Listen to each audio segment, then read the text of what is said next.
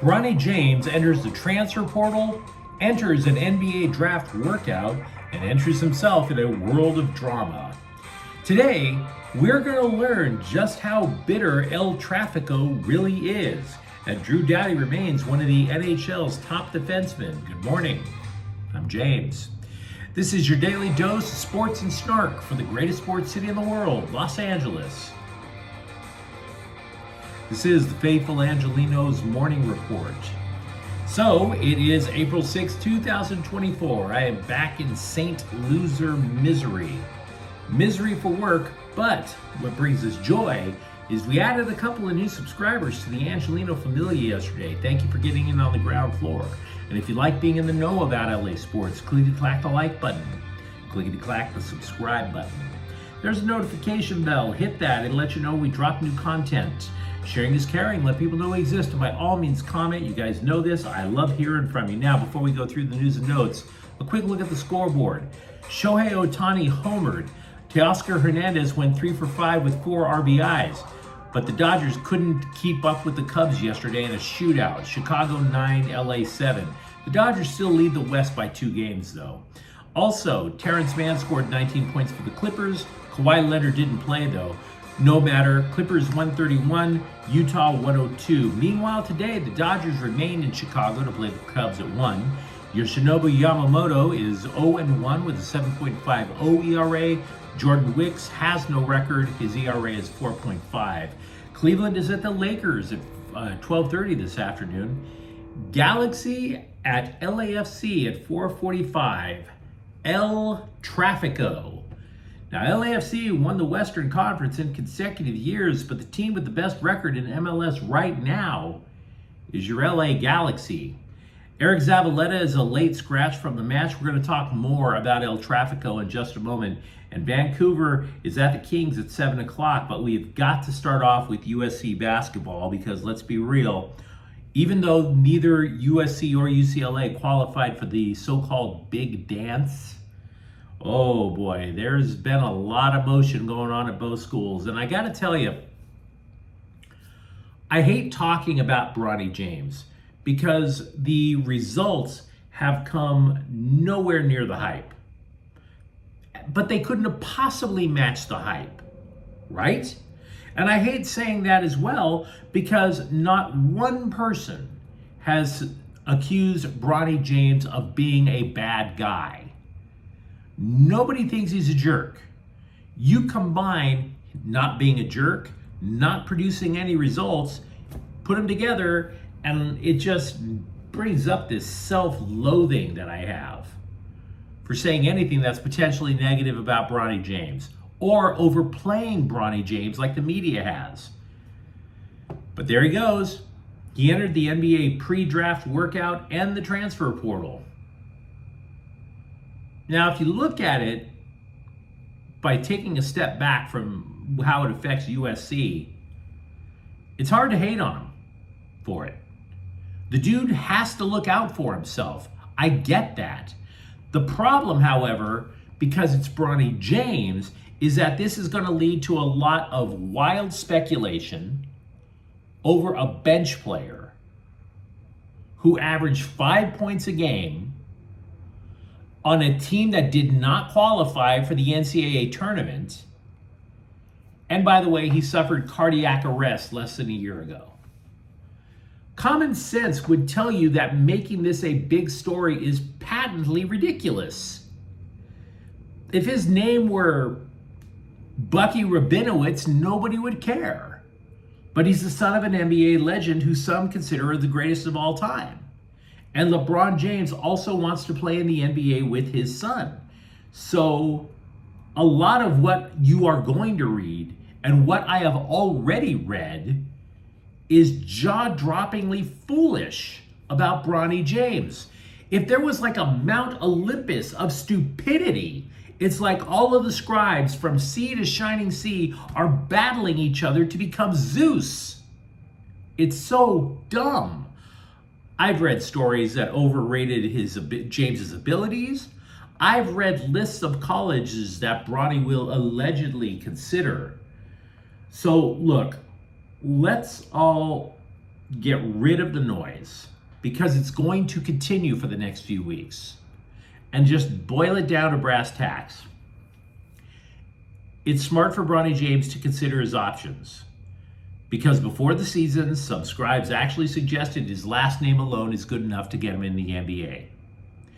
It's also smart to consider your options because he has not met USC coach Eric Musselman yet. And by the way, multiple Trojans have left the team since Andy Enfield took the SMU coaching gig. It is also smart of Bronny James to talk to his father. This is not LeVar Ball we're talking about. This is a guy with 20 years of NBA experience. So let's not clown Bronny James, but, and this matters very much too, he has to pass an NBA fitness panel before he can even participate in a pre-draft workout. You might find this hard to believe, but the NBA doesn't want its players dropping dead on a court. Also, NBA executives, without giving up their names, have repeatedly said Bronny James is not ready for the NBA. They say that he has some tools, but he doesn't excel at anything, which is something if you're not a lottery pick, you have to excel in something to get drafted. Finally, USC is actually in a position of strength to keep Bronny James, because Musselman is coached both in the NBA and college. The guy would theoretically know how to get James NBA ready if you look at it from that way. And with the dramatic exodus from the roster, James probably has a starting job locked up and he hasn't even talked to the coach yet. Meanwhile, if Bronny James leaves for, I don't know, San Bernardino Valley College, okay, so be it. But if he does, he's missing an opportunity here. If you combine the players who left the program plus the 2 commits who rescinded their promise, the Trojans basketball team has pretty much been reduced to rubble, which doesn't sound great, but consider Bronny James could either be A, a pillar of USC's rebuild, B, just a rando with a famous name at another college, or C, a guy on a 2-way contract in the NBA. What sounds more optimistic for the future to you? And I have one other thing I want to say before we switch topics, because like I said, this is way too much about Bronny James, but that was all the scribes wanted to write about yesterday. A day or so ago, I speculated that James might consider UCLA. And the reason why? LeBron likes to watch his kid play on off days. Say what you want, LeBron's a supportive dad. But I'm not sure Bronny James goes to UCLA now. Here's why. I went through Mick Cronin's career, the coach for the Bruins, and I asked myself, how many of the players has he coached went on to become solid, everyday NBA players? To the best of my research, it's a list of 1. Jaime Jaquez Jr. And for that reason, to prepare himself for the NBA, I think James is better served playing for Musselman. But you let me know what you think.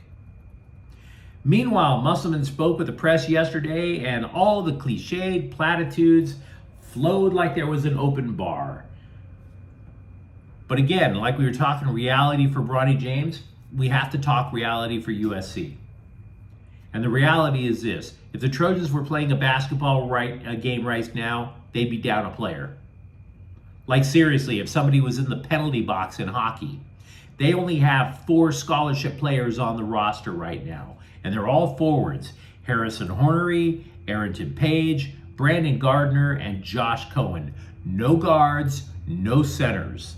And Musselman, for his part, told the scribes that he, quote, texted all the players that are currently on the roster, recruits that have committed or maybe decommitted. From that aspect, we are going to try to communicate with everybody. This opportunity here, if you want to play at USC, we'd certainly love to have you, unquote. He did not say, however, that he had reached Bronny James. One of the most intriguing storylines about today's El Trafico is current Galaxy goalie John McCarthy, who has no idea how he's going to be received today when he returns to his former home.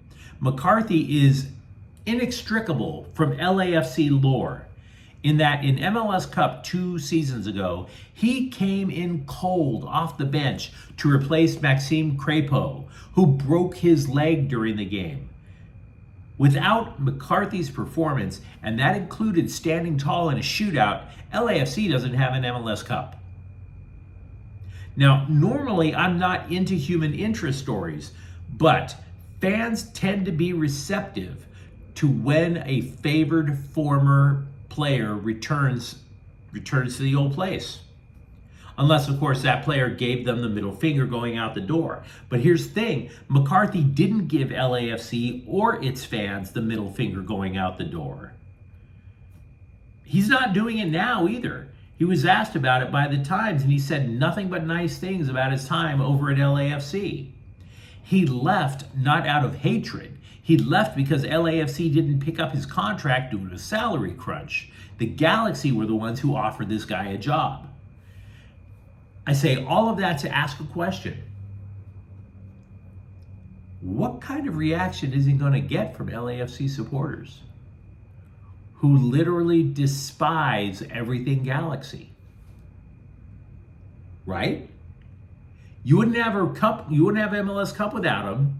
Now he plays for your biggest enemy. How bitter has the rivalry of El Trafico become? We're going to find out when they introduce John McCarthy. If they try to boo him out of the stadium, we now know.